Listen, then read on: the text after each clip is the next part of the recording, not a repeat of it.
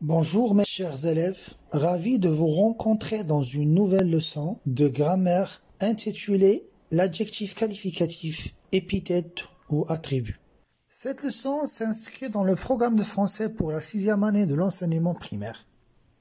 À l'issue de ce cours, vous serez capables, mes chers élèves, à repérer l'adjectif qualificatif dans une phrase, à distinguer l'adjectif qualificatif, épithète et attribut, et savoir accorder l'adjectif qualificatif. Vous avez déjà étudié la leçon de l'adjectif qualificatif pendant la 4e et la 5e année de l'enseignement primaire, mais ça n'empêche de vous rafraîchir la mémoire par un bref rappel. Prenons les exemples suivants. Mon père est gentil. Nadia est une jeune journaliste. Nous habitons dans une ville côtière. Essayons de chercher dans chaque phrase le mot qui sert à décrire, le mot qui donne une précision ou bien un renseignement. Dans la première phrase, mon père est gentil. Mon père, il est comment? Il est gentil. Dans le mot ici qui décrit, c'est le mot gentil. Dans la deuxième phrase, Nadia est une jeune journaliste. Elle est comment cette journaliste? Cette journaliste est jeune. Donc le mot qui décrit dans cette phrase, c'est le mot jeune. Et dans la troisième phrase, nous habitons dans une ville côtière. Elle est comment cette ville? Cette ville est côtière. Donc le mot qui précise ou bien qui décrit la ville, c'est le mot côtière. Donc, d'après ces exemples, on peut déduire que les mots gentil, jeune, côtière, ce sont des mots qui servent à décrire, à préciser. Ces mots, on les appelle des adjectifs qualificatifs. Donc c'est quoi un adjectif qualificatif? Un adjectif qualificatif apporte un renseignement, une précision sur un nom. Il peut être placé avant ou après le nom qu'il qualifie. Et pour la bonne compréhension de la notion de l'adjectif qualificatif, passons à un exercice d'application. Entoure chaque adjectif et souligne le nom qu'il précise. La première phrase, vous avez un beau jardin. Dans cette phrase, on cherche maintenant le mot qui sert à décrire, le mot qui apporte un renseignement ou bien une précision, c'est le mot beau. Donc l'adjectif qualificatif dans cette phrase, c'est beau. Il précise quel mot? Il précise le mot jardin. La deuxième phrase, ce poulet est délicieux. Donc l'adjectif ici, dans cette phrase, c'est délicieux. Qui est délicieux? C'est poulet, le nom poulet. La troisième phrase, j'habite dans une vieille maison. Le mot qui est décrit dans cette phrase, c'est le mot vieille. Donc l'adjectif, c'est vieille. Qui est vieille? C'est la maison.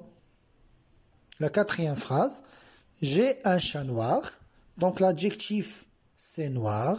Et le nom qu'il précise, il précise le mot chat. Mina a une petite poupée. Donc il est comment la poupée de Mina? Il est petite. Dans l'adjectif, c'est petite. Et le mot qu'il précise, il précise le mot ou bien le nom poupée. La sixième phrase, il porte un joli pantalon vert.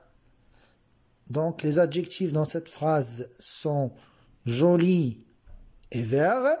Il précise le nom, bien sûr, pantalon. La septième phrase, le bébé reste calme. Donc le bébé reste comment? il reste calme. Donc l'adjectif c'est calme. Et le nom qu'il précise, il précise le nom bébé. Comme on a vu dans la première partie de cette leçon, qu'est-ce qu'un adjectif qualificatif et comment on peut le repérer dans une phrase. Dans cette partie, on va parler des deux fonctions de l'adjectif, à savoir épithète et attribut, et comment on peut distinguer entre ces deux fonctions. Prenons l'exemple suivant. Les petits enfants sont craintifs. Cherchons les adjectifs dans cette phrase. Dans cette phrase, on a deux adjectifs, petit et craintif. Commençons par petit. On voit que cet adjectif appartient au groupe nominal. Il est situé à côté du nom qui l'accompagne. Dans cet exemple, il est placé avant le nom. Et il est supprimable, c'est-à-dire on peut le supprimer. On peut dire les enfants sont craintifs. Dans ce type d'adjectif, on l'appelle l'adjectif épithète. Passons au deuxième adjectif, c'est craintif. Donc, on voit bien qu'il appartient au groupe verbal. Il est relié au nom par un verbe d'état, par le verbe être, dans cet exemple. On ne peut pas le supprimer, donc il est indispensable. Ce type d'adjectif s'appelle l'adjectif attribut. Donc, pour récapituler, un adjectif est épithète quand il appartient au groupe nominal, quand il est placé avant ou après le nom, et quand il peut être supprimé sans que la phrase perde son sens. Un adjectif est attribut quand il appartient au groupe verbal, quand il est séparé du sujet par un verbe d'état. Les verbes d'état, on a être et le verbe paraître, sembler, devenir, demeurer et rester, et ne peut pas être supprimé. On prend l'exercice suivant pour mettre en pratique ce qu'on a vu dans la partie théorique. Précise dans les phrases suivantes si l'adjectif en gras est épithète ou attribut. Commençons par la première phrase. Cette année, la récolte de céréales est abondante. On voit bien que l'adjectif ici, abondante, vient après le verbe être, un verbe d'état. Il appartient au groupe verbal et on ne peut pas le supprimer. Donc, c'est un adjectif attribut. La deuxième phrase, nous avons fait une longue promenade. Ici, l'adjectif, il est placé avant le nom qu'il qualifie. Il fait partie du groupe nominal. On peut le supprimer. On peut dire nous avons fait une promenade sans citer l'adjectif. Donc, c'est un adjectif épithète. La troisième phrase, le maître trace des figures géométriques au tableau. On voit que l'adjectif géométrique fait partie du groupe nominal. On peut le supprimer. Il n'est pas relié au nom par un verbe d'état. Donc, c'est un adjectif épithète. La phrase suivante. J'ai acheté un livre qui semble passionnant. Dans cette phrase, on voit un verbe d'état, le verbe sembler, et l'adjectif, il vient après un verbe d'état. C'est un adjectif attribut. La cinquième phrase. La maison des voisins paraît vide. La même chose ici. La phrase contient un verbe d'état et l'adjectif vide, c'est un adjectif attribut. La sixième phrase, cet hiver, il fait un froid glacial. Donc on voit l'adjectif fait partie du groupe nominal. Il est situé à côté du nom. Donc c'est un adjectif épithète. La dernière phrase, les enfants jouent dans le jardin public. Donc public, il fait partie du groupe nominal. On peut le supprimer, on peut dire les enfants jouent dans le jardin sans perdre le sens de la phrase. L'adjectif public, c'est un adjectif épithète. Dans cette troisième partie, on verra est-ce que l'adjectif est un mot invariable c'est-à-dire il ne change pas, ou bien c'est un mot variable qui s'accorde en genre et en nombre avec le nom qui l'accompagne. On prend l'exemple suivant. Dans ces 4 phrases, on a utilisé le même adjectif. L'adjectif est 3. Avec la première phrase, on a l'utilisé avec le groupe nominal un chemin. Donc c'est un groupe nominal qui est masculin singulier. Et lorsqu'on met ce groupe nominal au pluriel, on voit que l'adjectif prend la marque du pluriel. On a ajouté un S. Dans la troisième phrase, on a utilisé l'adjectif étroit avec un groupe nominal qui est féminin, singulier. On voit que l'adjectif prend la marque du féminin, à savoir le E à la fin de l'adjectif. Donc on dit une route étroite. Et lorsqu'on parle des routes, c'est-à-dire féminin pluriel, l'adjectif, il prend un ES. Ce qu'on déduit, que l'adjectif qualificatif s'accorde en genre et en nombre avec le nom qu'il précise.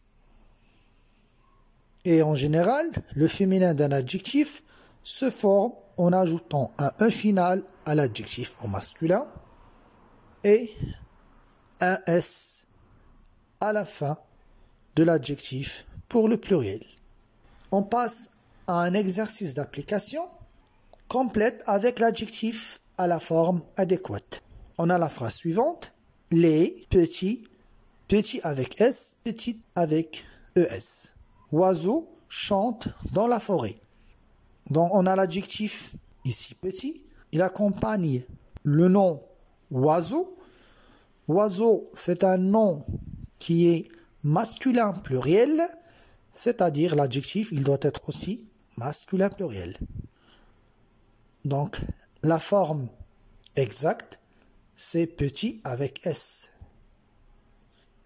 La deuxième phrase, une jupe, on a l'adjectif blanche, blanche pour le féminin, singulier, blanc pour le masculin singulier, blanche avec S à la fin pour le féminin pluriel. Et idéal pour cette soirée. Le nom qu'on précise ici par l'adjectif blanche, c'est le groupe nominal une jupe. Une jupe est féminin singulier. Donc, on va choisir blanche sans S. La troisième phrase. Le chat est endormi sur notre ancien canapé. Ici, on a endormi, il qualifie le mot chat, il est masculin. Donc, on va dire endormi sans E, sans S. Et ancien, il précise le nom canapé. Et canapé ici, il est masculin singulier. Donc, on va choisir ancien. La quatrième phrase, il offre c'est beau, belle, belle avec S, fleur à son ami. Ici, le nom qualifié, c'est fleur. Il est féminin pluriel, donc on va choisir la forme belle avec S. La phrase suivante, les vieux, vieilles, vieilles avec S, maison risque de s'écrouler à tout moment. Le nom qualifié ici, c'est maison. Maison, c'est un nom féminin pluriel, donc on va choisir la forme vieille avec S. Merci de votre attention, à bientôt.